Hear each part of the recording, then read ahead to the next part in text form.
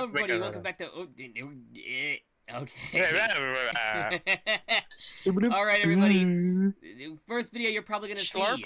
We're doing a review of every single Star Wars show and movie. Fucking all of them. Just all of them. So we should all just totally watch them all then. The first option from it should have happened to the best.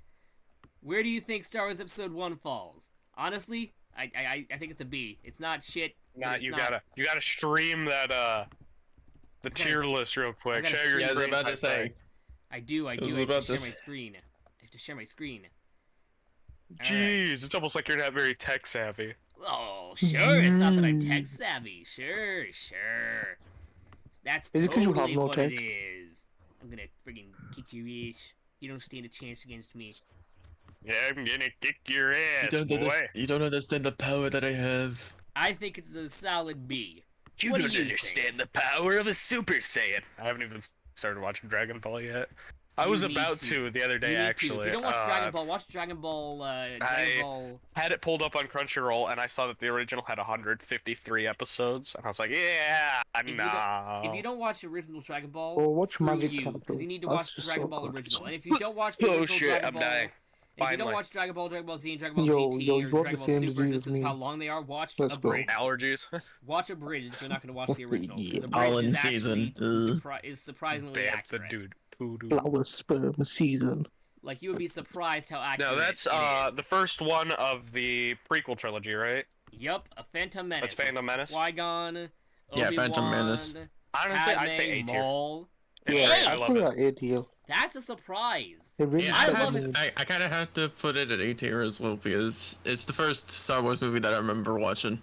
I mean, I love it. Honestly, that's such a good job at setting up the prequels. I really like it. It has such great politics. All of them up until... Its dialogue is good. Its politics are incredible. I will admit. But we also have to deal with Jar Jar. Whatever the one is called, I can't remember off the top of my head. We also have to deal with Jar Jar, though. So that's a big contributing I've watched factor. every movie, but not every show. You know what's hilarious? I also haven't really watched every show. Fair. I have seen Mandalorian. I've also seen... I have seen all of them. Probably seen Obi-Wan. Now is for Attack of the Clones. Hilarious, man. It is my absolute favorite. Anakin got bullied and now he's like Attack of the Clones. Oh yeah, Attack of the Clones is my favorite with politics, and it's Boba. If you're trying, and its subterfuge is great. I don't think any of us can hear you. You can't hear us? Shoot. Can you not hear me? Dang. Is Boba muted? I'm gonna pause the recording and I'll get back to you guys. He muted himself. No. There's no point in pausing the recording. I'll just exit the gaming center for a second. Rejoin. Reactivate. Right. And here we go, everyone. We're back. Stop. I'm sorry, I had to do it once. This is why I always have to turn you guys down to 17 and keep me at 5. Because you're all so you can mute soundboard, right? I forgot, okay. I try not to be loud. Now, I was gonna say earlier, if you didn't hear me, I really like A Phantom Menace. It's okay. That's why I put it in good. What? Its politics are great. Its politics are fantastic. Its characters are great. But it's also, it just has garbage pacing. Alright, that one's fair, but yeah, it is. Consider that is fair. We were all destroyed when we saw Qui-Gon Jinn get stabbed. That is so true. And as for Attack of the Clones, it is my favorite, other than Revenge of the Sith. And Attack of the Clones is my favorite, other than Revenge of the Sith and Andor when it comes to the politics. But just, its romance subplot just hurts my soul. It's very it's a D tier. Yeah, I think the best part of it was... Alright, so we're all pretty close. Maybe the Gungan battle? The Gungan battle was pretty badass. The Gungan battle was in the first movie, though, so... Oh, it was? Yeah. The battles, everything in the first movie is great, its pacing is just shit. Episode 2 has the exact opposite issue. Its pacing is incredible, its story is great, its dialogue is shit. Just the most wooden dialogue ever. Although it did lead to a lot of great memes. I'll put it in B. It did. I'll put it in B. Yeah, I'm fine with putting it in B. Alright. Yeah, I'm good with that. Yeah. Now for Revenge of the Sith. Now this is just automatically. You need to make one above S tier. It needs to be higher than S tier. Revenge of the Sith is just automatically. Its politics are great. Its story is great. Its dialogue can be pretty corny, but it's also just so good. It's not to mention so good. one. I have the high ground, Anakin. Not to mention another one. Hello there. That's also just it's chock Like full the of great memes. meme. Genuinely one of the best. Like General Kenobi. there is almost nothing in all of Star Wars media that beats Revenge of the Sith, aside from one or two things down here, which I will mention later. No, there's nothing. Okay, sure. Now for A New Hope. I think its story, it's great. It's a pretty standard hero's journey movie. It introduces all of Star Wars. It's the OG. It's great. Empire Strikes Back, the hero loses. Wait. With this one, I feel like they really came with the art of killing people very well. What I mean by that is they make some of the most devastating deaths happen to characters you barely know. That's true. The Obi-Wan death is pretty crazy. Although I saw Obi-Wan's death I'll only become Although I did see the movies stronger. out of order. I saw the prequels. I saw the Clone Wars, then the prequels, then I saw the originals, which definitely made me love Anakin and Obi-Wan so much more, which made Revenge of the Sith just agony to watch. Oh yeah, it hurt. I love it, but it was. When I watched Phantom Menace through because we had those at the time, because we had the disc copies. Yeah. And by far my favorite character is Anakin, who turns into Darth Vader. Absolutely. Because Darth Vader is my hears that he killed Leia. My favorite characters are always going to be the clones. When he kills his wife. All of my favorite characters are clones except for Obi-Wan, because Obi-Wan is Obi-Wan. Obi-Wan is king. Yeah, Obi-Wan is good. Anakin's where it's at. And Anakin and Obi-Wan are and top his tragedy, Anakin's story is the best, because the whole thing is his story until you get to the sequels. But Obi-Wan is just peak character. We don't talk about those. We don't talk about sequels. Well, we don't talk about Bruno. No. Don't give me trouble. Shut up. We don't talk about Leia. Right. Sorry. Also, Empire Strikes Back. The heroes lose. That doesn't happen in most movies. And the combat and the story, just because of that. Everything is everything it's like A New Hope, which is better. It's Han Solo so good. got frozen in carbonite in that one, right? It's so good. It is. It's such a good movie. It's such a good movie. I love the scene in the Cloud City. Oh, absolutely. Where Darth Vader's just trying to have dinner with them, and they're all being dicks to him. I feel so bad for Darth Vader. You feel bad. He's just trying to be the father that wasn't there. That's a. He's trying to mend his relationship with his son. I mean, that's even there. That's pretty peak. Wait. That's some Baki type shit. That's pretty peak. I understand that point of view. That's a good joke. I love that, man. That's perfect. Anywho, to get to the next one, Return of the Jedi. A lot of people don't think it's as good as the others, but I honestly do. It's the perfect ending to Anakin and Darth Vader's character. It leads Luke into being a great guy, if you don't talk about the sequels, and it's such a good ending. It's such a good ending to the trilogy. It's such a good ending to the series. And you get to see Anakin's ghost. You get to see Anakin's ghost next to Yoda in them. And I almost wish it didn't continue past this. But anyways, here we go. We have the Force Awakens. Consider this part, right? Yeah. So with this one, I feel like one of the best scenes is when Luke was contemplating falling to the dark side. That was such a good scene. Oh yeah. The cinematography in that scene was so good. And you could see when he cut off Vader's hand and he saw the metallics underneath, and he saw that his hand was cut off before Vader had lost his arm before Luke had even stood a chance to, and Luke saw that the connection, like, he clenches his robotic hand. Like, that is poetic as hell. It was so good. It's one of my favorite scenes George of Lucas all is time. So good at writing poetic and then he scenes. turns off his lightsaber and just it's like, nah, I'm not doing it. Yeah. George Lucas George Lucas really is just the king of writing poetry. I mean, shit, every single one of the original 6 movies is just poetic. Sometimes they're shitty poetic, but they're still poetic, and you can feel that Shakespearean royalty to them. what I find really cool about the first 6, now that we've gone through them all, is they all are like a different genre. Yeah. Like, which you is so that, cool. You notice that too. Like, A New Hope is a standard hero's journey movie. Empire Strikes Back, that's kind of as like the original trilogy is pretty different, and they have their own stories, like the rise of a rebellion, the rebellion having a victory, the death of a rebellion. But they all kind of tie together to not only have a perfect hero's journey loop inside of each individual movie, but they also themselves are a hero's journey loop.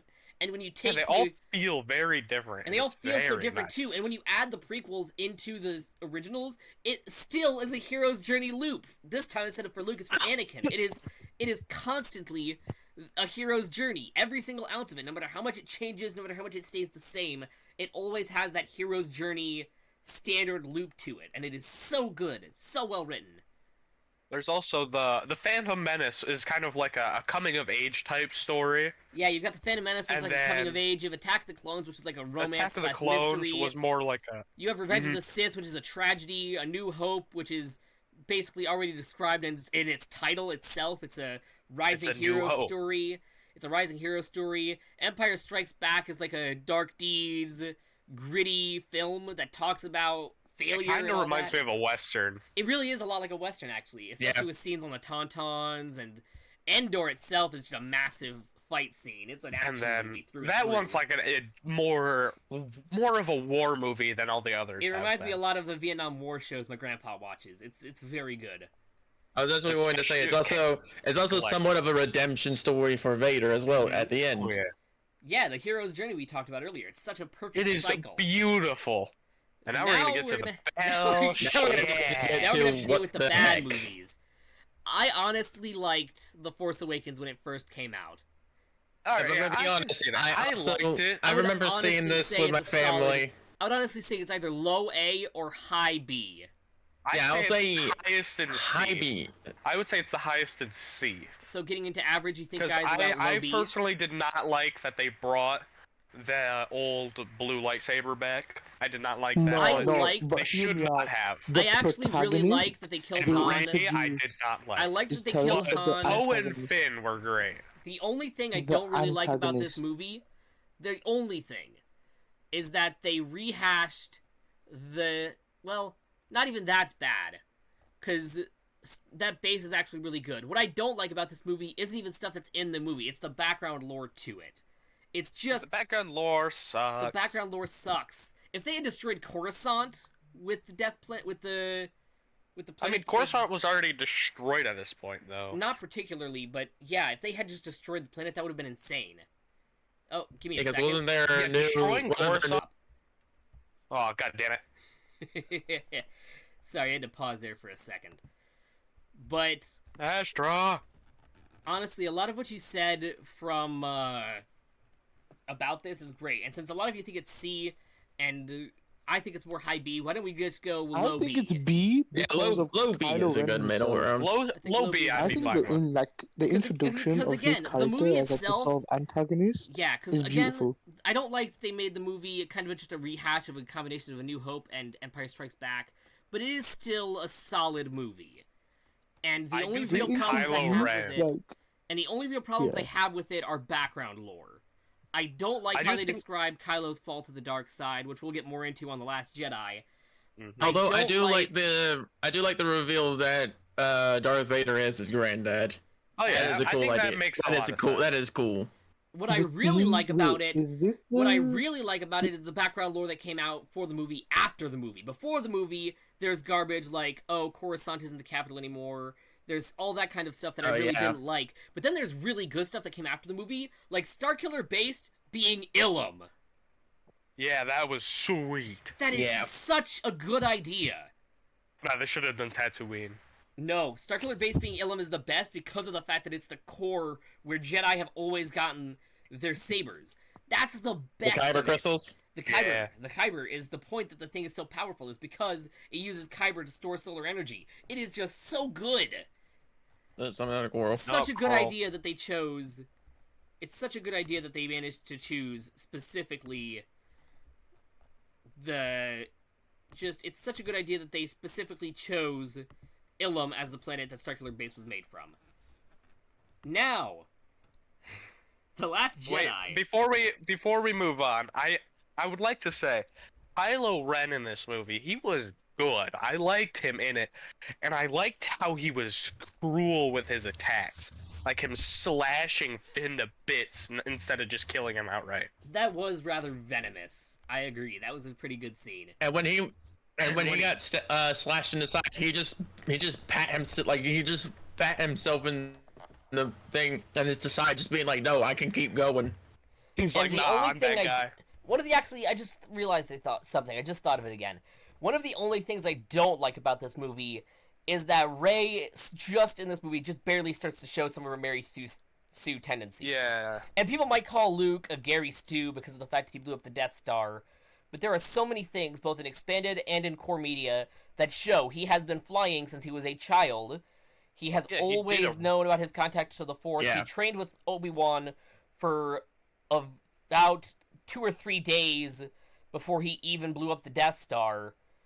And we can also consider him to kind of be a chosen one as well. Yeah, he's the child of the chosen one. Because while Anakin is the true chosen one, he's still the child of the chosen one. Yeah, destined to bring balance to the Force. Yeah, he's the child of the chosen one and all that. But Rey also has that same excuse. The only thing I don't really like... No, she doesn't. She's the fucking daughter of Palpatine. She does not have that excuse. The only thing I don't like, being the granddaughter/daughter clone thing of Palpatine, actually makes sense for her to be so powerful because of the fact that Palpatine is. The only thing I don't like in that entire movie of her being a Mary Stu isn't even that she flies. That seems to be a thing that basically any Jedi can do intrinsically. Like, every Jedi ever we've ever seen on screen has done that. Well, she doesn't do this in this first one. That was She does. She flies the Millennium Falcon. Oh, yeah. And she does it to escape a bunch of losers. What I don't entirely like is that they wrote Kylo to be such an idiot. That and how dirty they did Han Solo. Han's death, as much as I hated it when it first happened on screen, I understood why when you actually think about what the actor wanted. Harrison was done. Yeah. Harrison was done. He didn't want to do I have a lot of respect for Harrison. Sadly, he wasn't done for Indiana Jones, apparently. He was so tired. He didn't want to do Star Wars anymore. He was done. I have a lot of respect for him, asking to kill off Han Solo. Yeah, the only thing I really don't like is that she managed to survive a while against Kylo Ren. I will say there is to be like the strongest Force user alive. There's going to be a bit of contention because there is one movie on here. We will get to it eventually, but Solo, I'll just save it to when we get to it. Yeah. Oh, I liked that movie. Now for The Last Jedi. I liked it. Can we all agree that it just should not have happened? No, I think it's closer to Bantha Poodoo. Okay. Yeah, I say it's late. Like, shouldn't have never happened is going to the next movie. The character assassination of Luke is just destroyed agonizing. There is no Luke Skywalker anymore. Yeah, man, I feel they could have gone such a much more interesting way. They could have gone the route of Kate Skywalker. If they brought Mara Jade into this, even if they hadn't have brought Mara Jade into it, they could have gone with the ideas of Kate Skywalker and how Kate Skywalker turned to the Sith, or the using Vong could have been a reason that Ben went to the Sith. Literally any reason they could have chose other than my nephew had a bad dream, so I attempted to murder him. That's not Luke. Skywalker. That's not Luke. Luke Skywalker is not his character. Who looked at Darth Vader and turned off his weapon. Hell, he didn't even want to kill Palpatine, and that motherfucker caused billions upon billions of deaths. He is evil. Mace Windu. I mean, shit, with how evil he is and how well his plans go, his literal only competition for most evil motherfucker in the entirety of fiction or reality is fucking Satan. There is no beating him. Dio Brando. Or Dio, please, not even a comparison. Consider it was his plan to reset the universe, but that's something different. Fair, though, fair. We gotta do a tier list of the JoJo's parts. Now for this movie. The fact that this movie somehow piece of dog shit. It somehow ruined every single piece of Star Wars ever, all at once. All of it. It removed everything, everywhere, all at once. It removed. They gave Rey Force fucking healing. That's not even what ticks me off. Other Jedi have shown that. Barriss had it in the Clone Wars. All of this thing. Not even with training. That but what I don't like, excessive training. She did have training. She stole the Jedi text. That's another good thing they did. J.J. Abrams did great with what he had left from The Last Jedi. That part. He did great with what he had left from The Last Jedi, which is actually kind of why I wanted to swap these around. Because as much as I hate this movie for completely destroying the canon of all of Star Wars, it only even has to because of this movie. Yeah. If this movie never happened, this never would have happened. This shit. This hot pile of dog shit. Yes, on a literal scale, this movie is better. But if you think about it, this movie is the reason this movie is as bad as it is. Alright, I'm willing to agree with this. This movie is consistent with this movie. This, if you take all of this into account, ruins Luke's character for this movie. Kills Snoke in such an awful way. Kills Snoke, which causes Palpatine to be the only real Sith they could use, resurrecting him, ruining the entirety of the hero's journey of the original 6 movies, and, on top of that, taking all of the Force powers from Legends that over the last, 7 to 8 movies they have been trying to hide just so that they would have a reason for a plot to happen. Now, I'm gonna send a GIF real quick of my biggest reason for hating this movie. What, they fly now? It's one short scene. They fly now? Let me guess. It's they fly now, isn't it? Nope, that one's not even the worst. Oh, somehow Palpatine returned? Somehow Palpatine returned. That's like saying, the world is going back to war because somehow Adolf Hitler has come back. Yeah, actually, you know something funny about that? I saw someone hating on Revenge of the Sith, saying you need Clone Wars to make it good, and I said, okay, you know what, sure, even if you're theoretically right, you realize there have been 4 shows that were made, almost entirely tied into the sequels, only for the sheer fact that to make the sequels tolerable, they had to have something explain Palpatine returning. Bad Batch, Mandalorian, the Ahsoka series, all of them talk about a way Palpatine could return. Literally all of them. They are all... Now, I have a lot of respect for these new shows being good. They had to make... But I don't like that they're setting up the sequel. Yeah. They have to. They have no other choice. Disney's never going to get rid of them. They have to try and make them good. So instead of having one show like the Clone Wars that made the prequels go from okay to peak, they had to take a bunch of shows to take these movies from I Wish You Were Never Born to not good and Bantha Poodoo. Really is such a shame what they've done to Star Wars. It is. Yeah. It is. So honestly, the only reason is because money. People like Star Wars marketing. That's the only reason. Another thing I really like... They were getting a profit off of it, so they had to continue. But yeah, the whole plot of this movie is dog shit, and it is the worst thing ever, and it ruins all 6 of the original movies, but it only even does so because of Last Jedi. So would you be okay with these 2 swapping places? Yeah, I'm perfect. But here's one more scene that I despise to all hell. Oh boy, what is it? It's, they're on whatever the desert planet was. I can't remember it off the top of my head. They fly now? And Chewbacca was killed. Chewbacca didn't die. Or at least that's what we're led to believe for about 5 minutes. Yeah, if Rey had actually killed Chewbacca, or we were led to believe that Chewbacca died the entire movie, that would have actually been good. Good scene. If that would have been easily the best scene. If he had actually died, that would have given credence to Kylo trying to convert her to the dark side. It would have been such a good scene. But of course they couldn't do that. Because they don't know how to do good shit. It's like, we already killed off Han, we can't kill Chewie because that would just be too bad. Let's just keep him, let's just make them think he died. Yeah. Or if they saved the reveal that he was alive the whole time till closer to the end of the movie, that would have been another good idea. Yeah, I agree. Now we've got Visions. I think Visions... I have not watched it yet. I think Visions is good because it's just 99% action with 0 canon. It is like the Star Wars Legends. It might deserve to be in great then. It is like the Star Wars Legends comics turned into an anime. Oh, it's like Legends? There is a Jedi in one of the first episodes. There is a Jedi samurai that fights a group of Inquisitors on an uncivilized world. I think I'm gonna watch that tonight. That sounds fucking sweet. Visions is I might watch that too. Visions is gorgeous. It makes zero canonical sense. If it was in canon, I would honestly rate it never should have happened. But because not a single thing in it is canon to Star Wars, it's perfect. It's perfect. It's great. I think I have seen a scene from Visions. I think it was animated by, I want to say, like, Studio Trigger, who's done shows like Kill la Kill and one of my favorites, the Cyberpunk Edge Runners. Mm-hmm. And that just went so fucking hard from what I saw. Yeah, I think I remember seeing it as well. Something I just noticed isn't on here that we absolutely need to rank.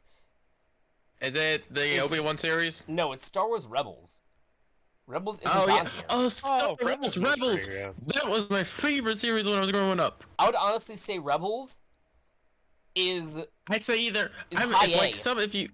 Yeah, I was gonna say either high A or maybe low C, low S. Because here's the... I loved Rebels so much. Chopper was one of my favorite characters.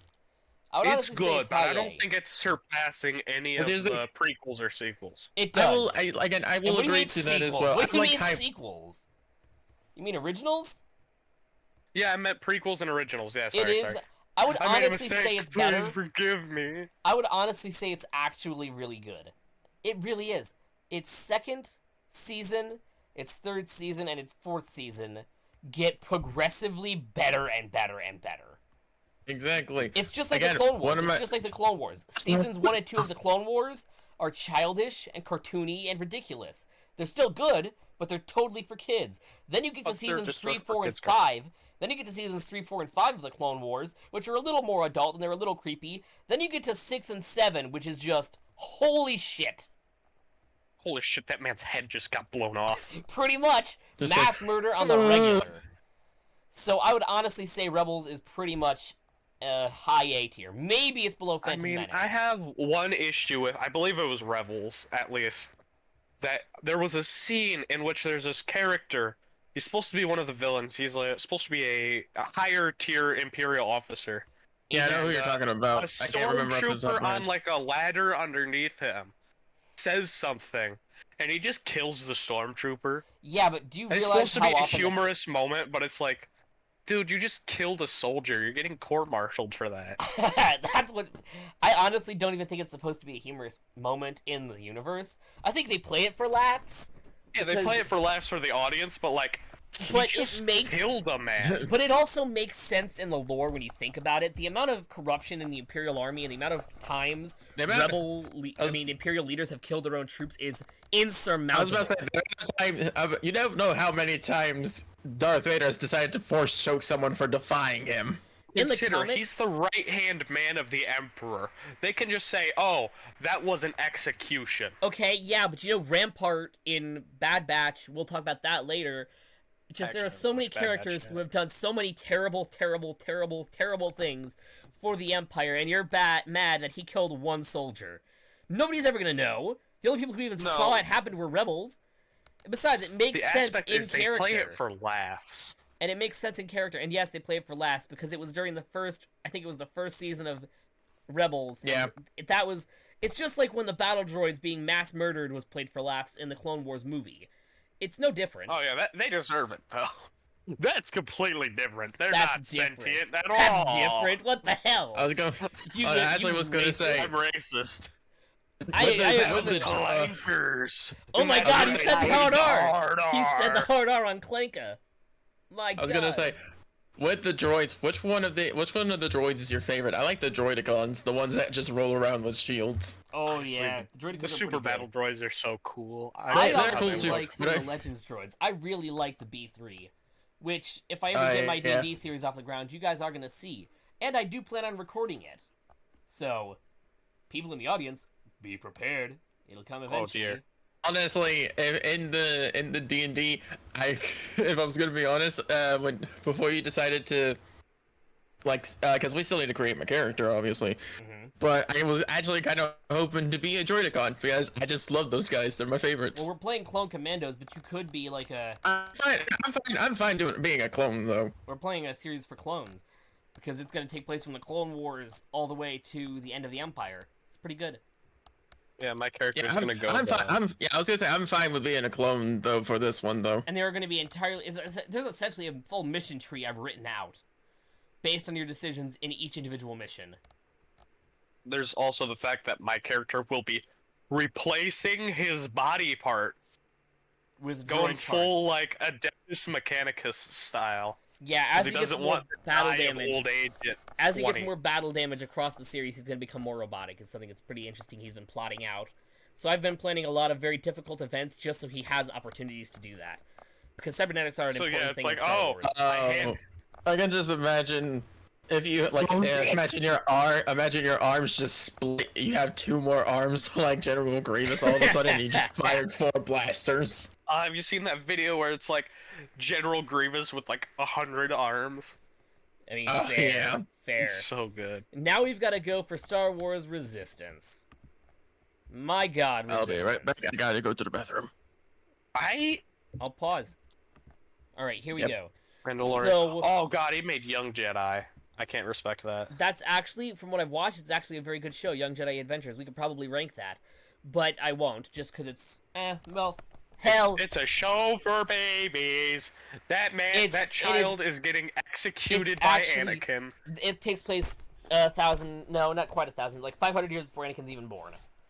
When Yoda is first becoming the Grand Master. It's actually a pretty good children's show. Young Jedi Adventures is actually a pretty good children's show. I would honestly say it's a solid C tier. Alright, since I don't know it, I'll probably do C. Solid C tier for Young Jedi Adventures. But to get back on track, Resistance. I would honestly just put it here. There is a reason it only got 2 seasons. It was like if the Clone Wars movie was the entire show. It was bad. Yeah, I just watched the IMDb video for it, so I don't know much about it. That's literally all I've seen on it. It had some good moments. I really like what it did with a lot of the comedy. The comedy was childish, but it was actually pretty funny. I mean, it was... The character designs are so fucking ugly, I can't. The design was very CG. I could not sit through 2 seasons of them. I honestly like what they did with Leia in the show, though. They didn't use her very much, which is something I like. They didn't use Leia very much, which is something I like. I like that they didn't use a lot of the original series characters and tried to prop it up more on its own. It failed miserably, but I respect what it was trying to do. It's shit, but it tried. So, it's better than these 2 automatically. Andor. To be fair. I was about to say, oh my God, Andor. Than those 2. Andor is on... I'd honestly say it's in between one of these 2. Its politics is great. Its action is great. Its characters are phenomenal. I haven't seen it yet, but it does look good. It might even beat out... Return of the Jedi. No. Nah, that's not happening. Nah, I would honestly say it might. Veto, nothing beats it out. I've seen it, so I can't put my input on it. Alright, I might put it in I'd say at most it's probably high A tier. I'll agree with high A. I'll put it in high A. Because from what I've seen, it looks pretty good. Its pacing is the only problem I have with it whatsoever. But yeah, even don't put then, a movie with pacing issues up to 3 masterpieces. It's not a movie; it's a show. Oh yeah. Well, don't put a show with some mild pacing issues up next to 3 movies that are masterpieces. I mean, understandable, but still. Also, I was gonna say, there's one other thing that we're missing from here. We're missing Star Wars Rogue One. Rogue One is Rogue One's not on there. Shoot, I'd put it on the exact same tier as like straight up tied with Return of the Jedi. It's a really, really good film. I think that's fair. It was good, and I liked how they killed all the characters in it. Because then it's just like, well, we don't have to worry about... Yeah. Rogue One. Yeah, Rogue One. Because here's like, funnily enough, I can't remember on the top of my name what the robot's name was. Oh, K9QSO. Yeah, he's voiced by the same person that does Scrooge McDuck. That's hilarious. Yeah, but I'd honestly say I'd say it's right about here. I think David Tennant is his name. David Tennant voiced him? That makes it even better. Yeah, that should be him. The doctor voiced him. The 10th, the 11th, and the... No, not the 10th. The 11th and the 15th Doctor, David Tennant. Here we go, boys. I would say the Clone Wars movie... I would say the Clone Wars movie... I can't even say it's better than Resistance or worse. I can't even say if it's better or worse than Resistance or the Clone Wars movie. I would say, look at... They are identical, really. I mean, Alright, consider, we have to go very shallow with this, but character design-wise, Clone Wars, I would say that bumps it up to a C tier. Yeah, but there are so many scenes where the designs of the characters in the movie just don't mesh. I'd say high D at best. Alright. Yeah, I'll go with high D. I actually do remember watching that when I was little as well. The Clone Wars movie led to a lot of great stuff, but it was not good. Mandalorian. There, yeah. Mandalorian. A tier. I have seen Mandalorian. I've seen all of Mandalorian. I would say it's better. I really like it. I would say it reminds me a lot of the old Western style feel that you get on I have to go with high A. I would say it's better than Andor. I might put I liked Andor... its episodic nature. Yeah, I'll leave this. The episode with Jack Black in it. It wasn't super great, but it was really good at the same time. It always knows how to balance the humor in, and that's something I really like. I think my only issue with it is Baby Yoda itself, so Grogu. I just don't like him. Grogu has story. I was about to say, I do like him. You've got to ignore the fans. Just don't talk to them. Yeah, it's mostly because of all of the marketing they've used Ditch the obsessive mothers and parents that love Grogu because it's a cute thing. Watch because Grogu is a traumatized 50-year-old man, not a toddler. Yeah, I'm fine with that part. Yeah, and I really... Also, not to mention, how did he survive? We actually know how he survived. It shows it in the show. Oh, he was saved by Jar Jar. I didn't get that far. I kid you not. This is actually something I really like. You know how... Jar Jar. No, this is actually something I really, really like about this show. It redeemed Jar Jar better than even the Clone Wars did. So you know how the Clone Wars had Jar Jar do some badass shit with luck, and he was... Yeah. He dated a queen for a while, so he did a lot of really interesting stuff, but he was still an idiot. Revenge of the Sith has Jar Jar do one of the things that in character he regretted the most. Because he didn't realize that giving emergency powers. That he didn't realize that giving emergency powers to Chancellor Palpatine and Attack of the Clones would go so badly. And so after he talked to Padme off screen in Revenge of the Sith and she went to go see Anakin, he sent his personal ship to go save Jedi. And Kelleran Beck, who is coincidentally played by Ahmed Best, the same guy who played Jar Jar, saves Grogu's life. And honestly, I don't think that's a coincidence. I think they did that intentionally. They did. They absolutely did. They wanted to get people to like Ahmed Best. And honestly, I never hated him. I just hate Jar Jar. I don't hate Jar Jar. I personally liked him. I think he is a bumbling idiot. I kind of like that goofball. I like what they're trying to do with him. His redemption in Revenge of the Sith is fantastic. His redemption in The Mandalorian is fantastic for Jar Jar. But I cannot get past the sheer, unadulterated stupidity. And I don't know why Obi-Wan is already in here yet. It shouldn't be. I didn't place it anywhere. But Obi-Wan show. The Mandalorian itself. Back to that real quick. Yeah? I feel like it has one of the most stupid decisions I have seen with him giving up the Darksaber. Now, this isn't like a criticism type thing. I understand why, as a character, he did it. But come on, man, it's the Darksaber. You don't give that shit up to nobody. I actually liked that he gave it up. That was actually it made a lot of sense. That was actually one of my favorite things about that scene. It makes the most sense. What I didn't like... It made perfect sense. What I didn't like, the only thing I really didn't like about that specific scene in particular is Bo-Katan being so adhered to the code. She has never given a shit. Even when she was in Death Watch, she didn't give a shit. Mm-hmm. She broke the code of the Death Watch a million times. That's why the Death Watch, specifically in the Children of the Watch that are the Mandalorian's group, hate her so bad. She never cared about the rules. So why does she care now? Despised Bo-Katan. I could not stand her. I always loved her character in the original Clone Wars. I loved her in Season 7. I even like her in most of The Mandalorian, but she is so inconsistent. The only reason I can barely stand her is how inconsistent she is. Other than her first appearances, where she's really inconsistent, if you see her at the very end of the most recent season, she's actually really good. Very well written, especially for her traumas with her sister's death and all of that. It's very well written. I don't know how inconsistent she is. I understand. And I do not think she was I don't think she's good enough to be the wielder of the fucking Darksaber.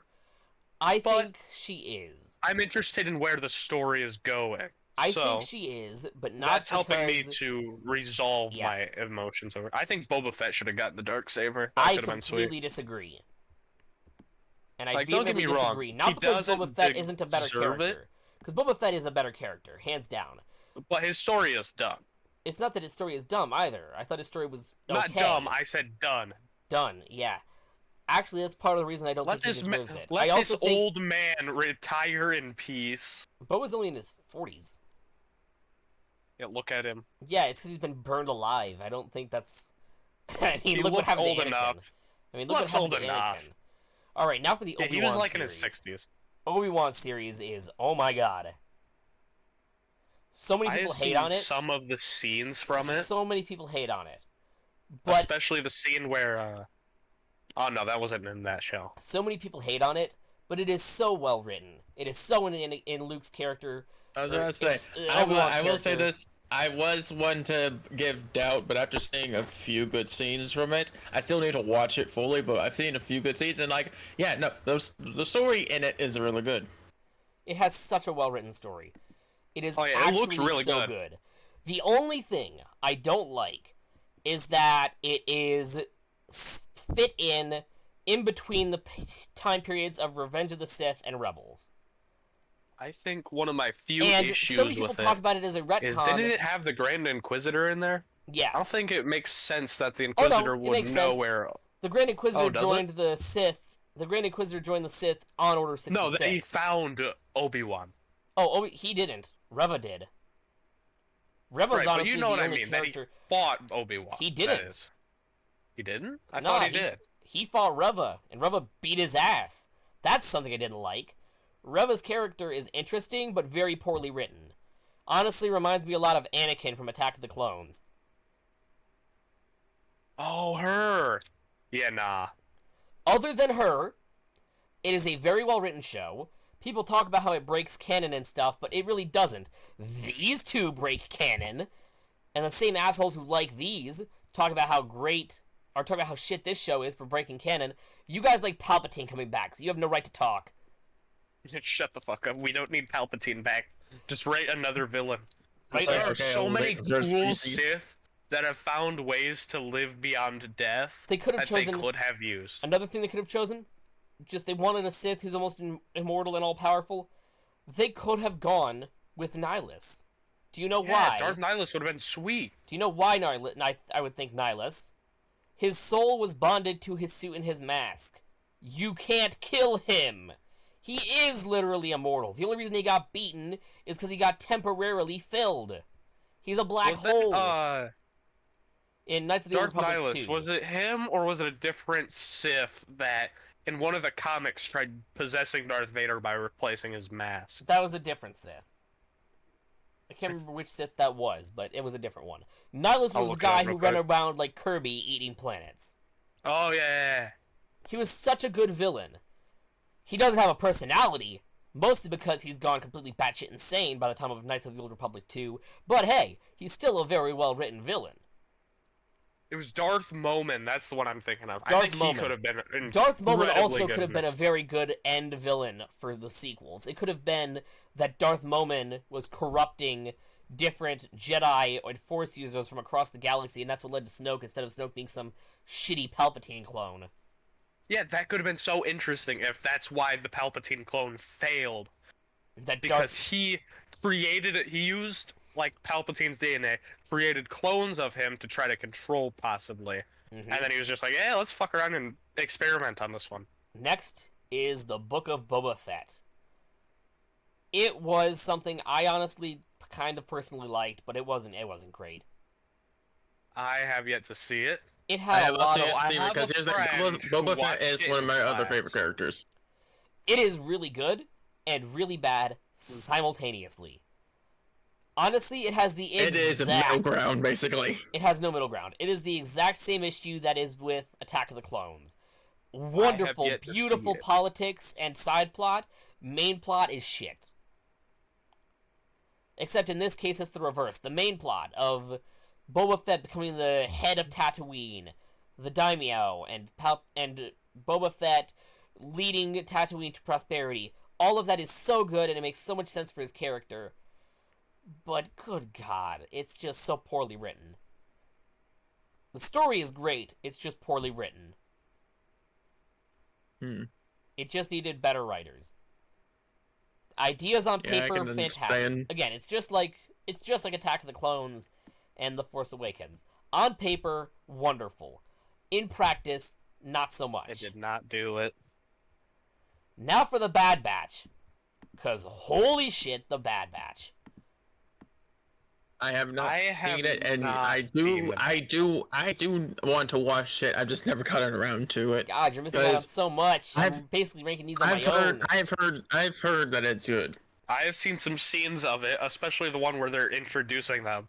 I thought it was kind of hilarious that one of the Bad Batch is so much larger. It's because they're all mutants. Yeah, they're all mutants, I know. They got a little jumped around in their batch. Which it seems Jango was shooting blanks on that day. No, actually, it's because they got damaged in the vat while they were being processed. They got dropped on their heads one too many times. Basically, yes, especially with Wrecker's case. He's the big dumb one. But either way, I actually really love their characters. I love Tech. He basically just feels... He's like the artistic representation of the show without even trying to be. And I love that. I can feel with Tech. He's my favorite character from this show, because I just relate to him so much. He's so well written. All of them are so well written, really. There's a lot of really good things. And I even like how they're playing into the sequels. Oh yeah, I do like this. I like how a lot of them are building to them. I have issues with it so well. But and they have an entire season. And they have an entire season focus. The entirety of the season 3 that is coming out is specifically about building up Project Necromancer and all of Palpatine coming back and stuff. And people hate those movies, but are actually getting hyped for the season because it's just that well written. It is literally 99% about the sequels, and nobody hates season 3 because it's just that good. It's just that good. It's that well written. What we're worried about is possibly them bringing Tech back after Tech died. Yeah. If they do... I think, well, if he died, if they do bring him back, they gotta do it, like, in a corrupted way. That's what a lot of people are theorizing. They're thinking the secondary villain of season 3 is Tech in disguise, as he was corrupted with Order 66. But I don't like that idea, because it ruins his sacrifice. If they don't bring him back, I'd say it stays right where it is, just below Mandalorian, just above Obi-Wan. If they do bring him back, I'd honestly say it brings them down to about the same level as Visions. That it would drop them so many levels. Visions, but there isn't. These are all still fantastic, but it would drop them down so many levels because it'd be so disappointing, and it would ruin the entirety of the arcs of late season 2 and all of season 3. Now for the Clone Wars. I think that one deserves to be near the top of best. It's top of S. It's top of S. Nobody can debate it. It has some of the coolest moments I've ever seen. It also is the creation of Order 66's inhibitor chips. It is the reason that Revenge of the Sith hits as hard today as it does now. It is the reason that so many people love Obi-Wan and Anakin and Yoda and Mace Windu now. Because it is so well written. I also like the fact that, like, half of it is canon and the other half just isn't. What do you mean? All of it's canon. I mean, not to the movies. In the movies, there was no mention of, what was it, the father... Not Ahsoka. She was mentioned, like... She was never mentioned in the movies. Who was it that, Anakin dominated? I can't remember their names off the top of my head. The two aspects of the Force, the sun and the dawn. I know who you're talking about. I know you're talking about. I just can't remember the name off the top of my head. You're talking about the ones under the prophecy of the Wills. It was talked about. In fact, Ahsoka was talked about less than the Chosen One prophecy. The ones are the reason the Chosen One prophecy exists. If you read the books, if you read the books about the original Revenge of the Sith, I really do need to read the books. The books about Revenge of the Sith talk about how it's the Wills that made the prophecy, and the Wills are the guys who taught Yoda how to become a Force ghost. If you watch the Clone Wars, you find out that the ones are over the Wills. Like, the Wills are the living embodiments of the Force's will, you know, pun intended. But the ones are straight up just the Force incarnate. They are that dude. The Father is the unifying force. The Son, something like the Grey Jedi. The Son is the Sith, and the daughter is the Light. The Son is not the Sith. Neither is the girl the Jedi.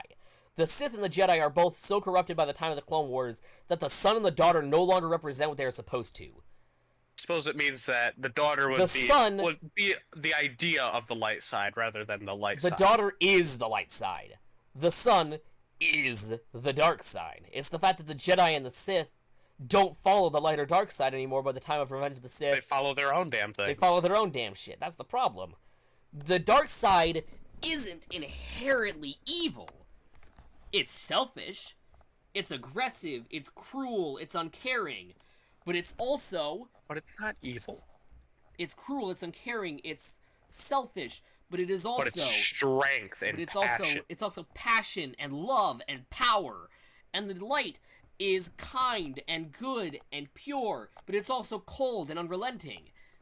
There is aloof. There is such a perfect representation of the two characters. Yes, the good side, the light side of the Force is selfless and kind and caring, but it is also cold and calculating. The dark side of the Force, yes, it's selfish and aggressive, but it is also passionate and loving. In fact, the son cries over the death of his sister and father. Because he intended to kill his father, never his sister. He didn't want the Force to have no light to no dark. All he wanted was to be able to leave the planet he was trapped on for the millennium of his life. He has been alive for millennium. Several. He wanted to leave. And in a moment of weakness, even at his own admission, he tried to kill his father. And then his sister jumped in the way because it is the nature of the light to defend those that can't defend themselves, and she dies.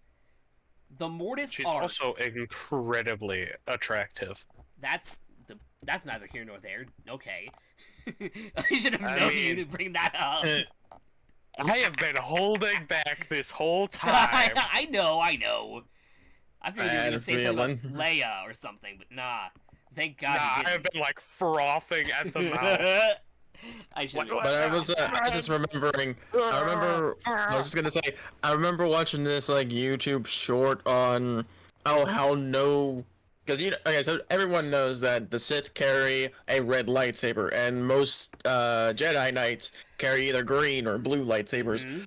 But I found out that the Sith despises purple lightsabers. Reason why is because purple, like obviously, red is the Sith, and it represents the dark side. Blue is the light side, like the light side of the Force. Purple is basically the balance between those two. And most if a Sith sees a Jedi Knight holding a purple lightsaber, you better run fast, boy. He despises it because they know how to balance the two forces. It's not even that they despise it, because of that they genuinely fear it. Yeah. I mean, and despise and also fear. That'd be like if a guy you would fear something. That'd be like a guy in a real world where one guy is trained on how to use sniper rifles, and another guy is trained how to use miniguns, and the two guys who know how to do those two weapons hate each other, and all of a sudden there's a guy in between them who has a sniper rifle, a minigun, fusion weapon that instantly destroys either of them. It's just a minigun with a sniper rifle scope. It's got a 300 times scope. And it can shoot. I will kill you from several miles away. With 1,000 bullets. 1,000 bullets per second. That's basically what the purple lightsaber users are. Like, Mace Windu knows Vapad, which is a form he invented that is literally used to siphon energy from your opponents to use it against them. It works better against the dark. It works better against the dark side of the Force, but it doesn't even need to be used on them. It can be used on the light too, which is something not a lot of people talk about. If he wanted to, Mace Windu could theoretically just straight up steal the essence of anyone he's fighting. He can use Force Train. That's basically what it is. It's a canon equivalent of Force Train from the KOTOR games. It's just that good. It's hype as shit.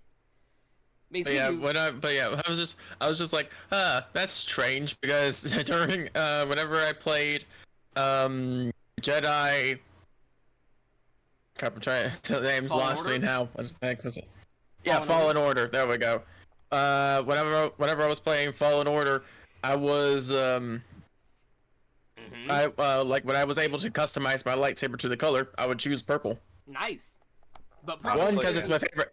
One, because it's my favorite color, obviously. But two, when I look back, I was like, I mean, I do like their dark side of the Force and the light side, and I've always usually go with either or.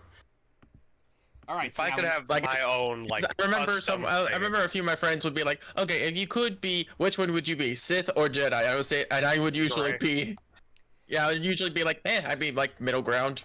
Now, what do you guys think of the Solo movie? I would honestly say I liked it. It was pretty good. I want to say good or low grade. I really liked it, but it was also just the epitome of unnecessary. Also, the ending of it was kind of odd. Yeah. Yeah, the ending was odd.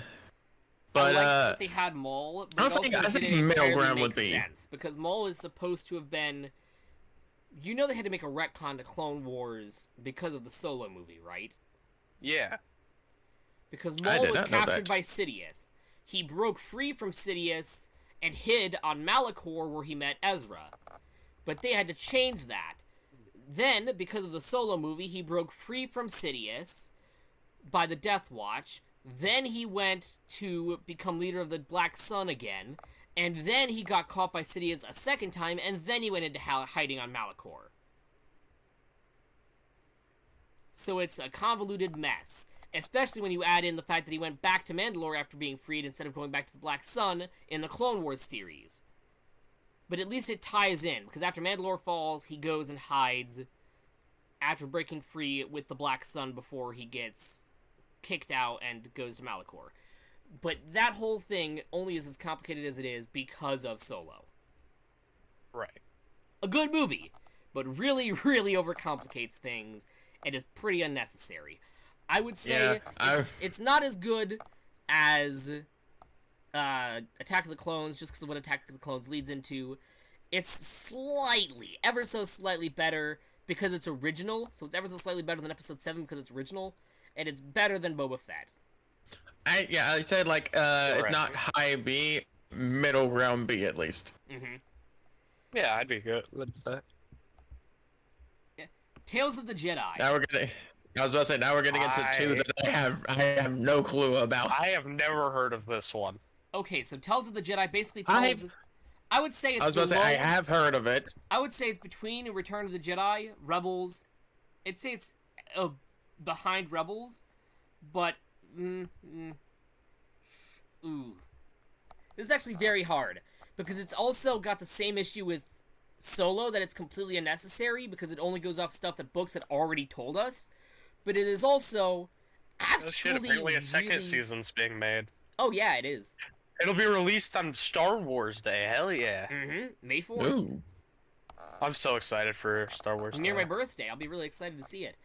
But I've got to say, it's got the same problem as Solo, but it is also so much better than Solo. It reminds me of the Clone Wars a lot because it basically is what leads up to the stuff in Attack of the Clones. It talks about Ahsoka being found... Wait, I've seen clips from this. The Tales of the Jedi talks about Ahsoka being found by Plo Koon. It talks about the entirety of Dooku's fall to the dark side. It is such a well-written thing, but it's already been told in the books.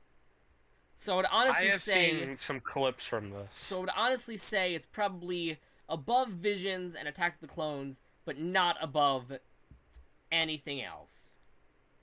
I have seen the clip of, I believe it was Obi-Wan talking with Yoda and Dooku. Uh-huh.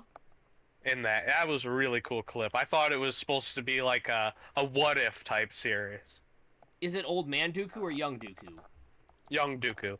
So brown hair and everything? Brown hair, talking with Yoda. Then that isn't Obi-Wan, that's Qui-Gon, young Qui-Gon that he's talking to. Yeah, that's what I meant. Yeah, sorry. So young Qui-Gon.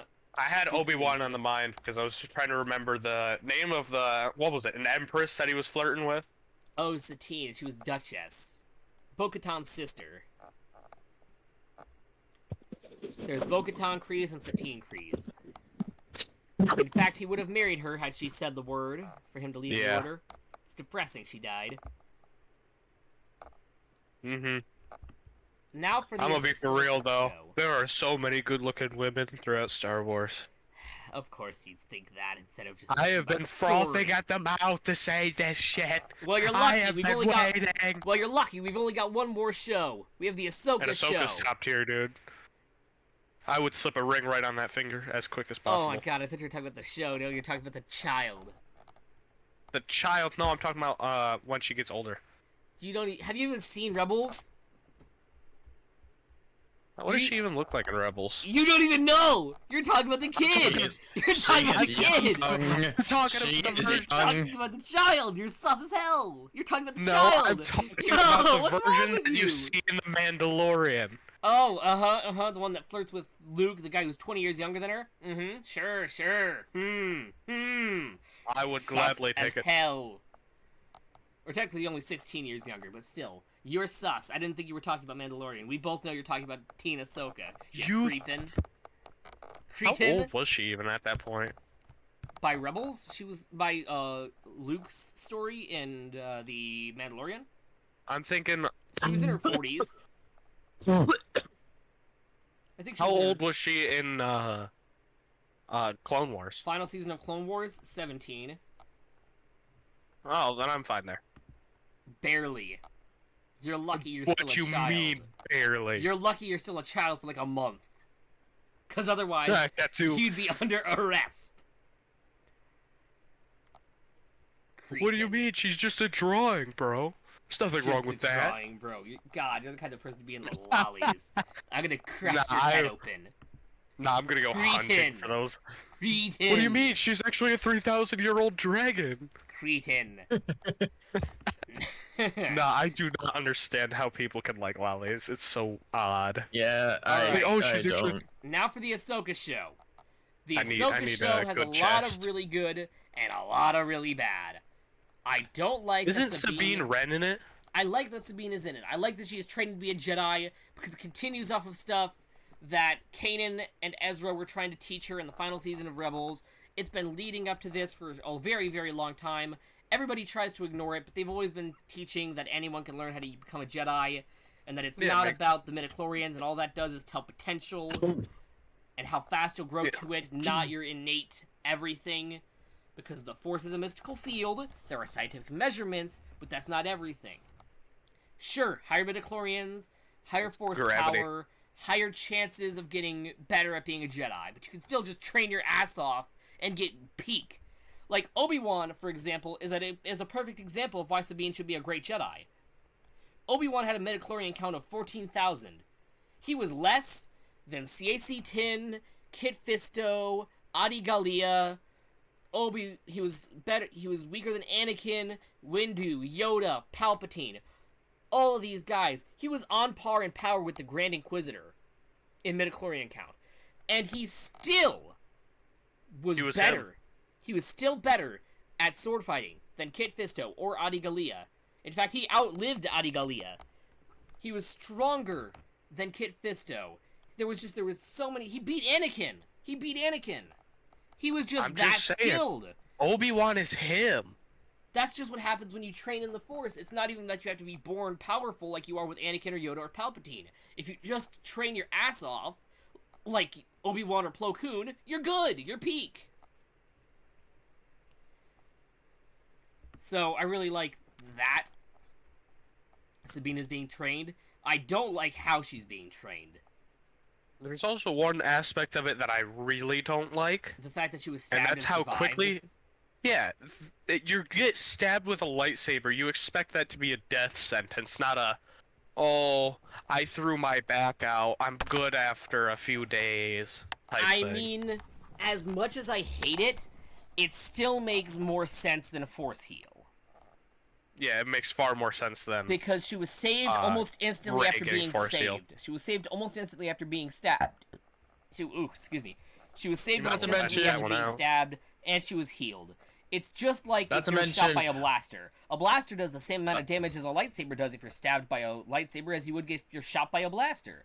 The only difference is, if you stick a back-to-pad on one side of the blaster shot, and the side of the blaster shot that goes out your back, boom, boom, stick it on both sides, the back just seeps into your blood and your veins and your guts and your organs, boom shakalaka, it creates stem cells that heal your body completely. So I understand her living. I just don't like that they had to make the fake-out stab in the first place. It was just bad writing. Mm-hmm. I love what they did with Peridia. I mean, oh my god, the connections to the Ones and to Anakin being the new Force God and all of that. There's stuff you gotta see. You've got to watch the most recent episodes of Ahsoka because it basically confirms that Anakin is now the One.